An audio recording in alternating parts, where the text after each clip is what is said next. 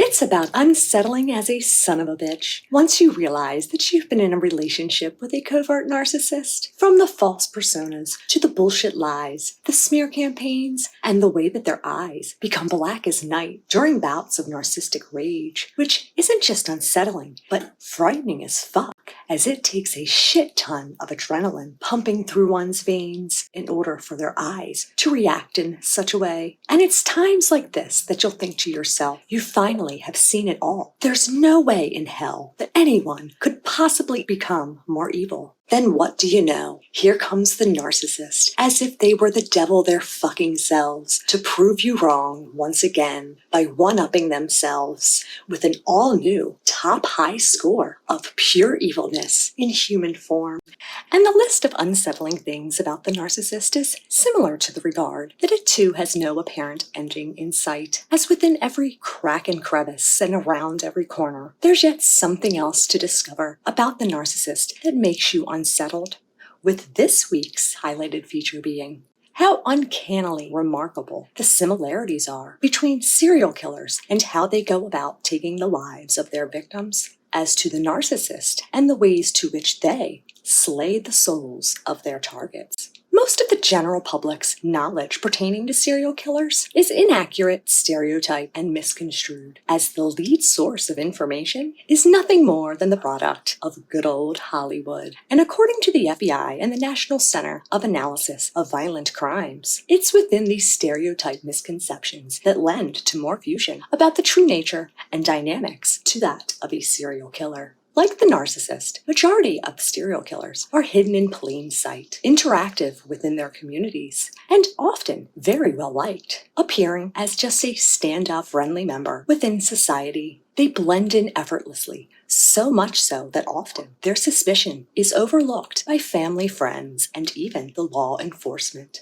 The motivation behind each crime that the serial killer commits is driven by seeking out a sense of power, or to get a thrill, for financial gain, to be in control, or just plain needing attention that they are certain the media will bring.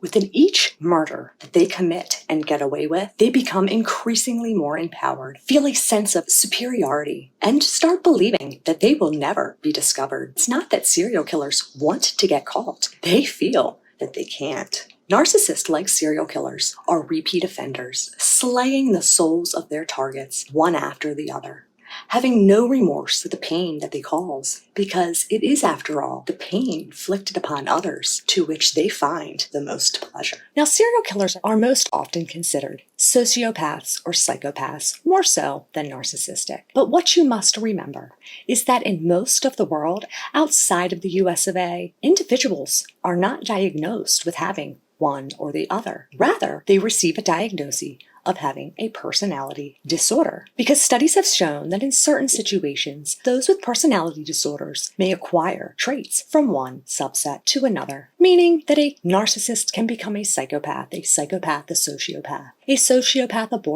borderline a narcissist, or vice versa, and in no particular order. Now, thankfully, most people with personality disorders don't resort to killing, as that is a bit on the higher end of the extreme. But to those that are dealing with a narcissist, what I want you to remember is this, that though they tend to be more emotionally abusive than that of the physical realm, please do not use this as the validation or a means in which to convince yourself that it's safe to stay. Because remember, at any point they can acquire other traits and are very much known for their narcissistic rage, to which I can vouch for from personal experience. And though most of the abuse that I received was that of the psychological, emotional realm, it did occasionally cross over the line to the physical, with things such as pinning me down or pushing me up against the wall to scream in my face, to assure that the messages of hate that he spat in my eyes as he talked really got through and cut to the core. But one time in particular, closer to the end of our marriage, which ironically was supposed to be a weekend away without the kids to work on the relationship, go figure. This particular time, which still haunts me till this day and is one of the reoccurring nightmares or or flashbacks, the kind that jolts you awake from a dead sleep. This particular instance, I personally witnessed what is meant by when they say that these individuals can take on or acquire new traits. Because I literally watched with my very eyes something inside of him snap, something inside of him change. And if it weren't for the man staying in the hotel room won over, I honestly don't know if I would be here right now to share this message with you at all.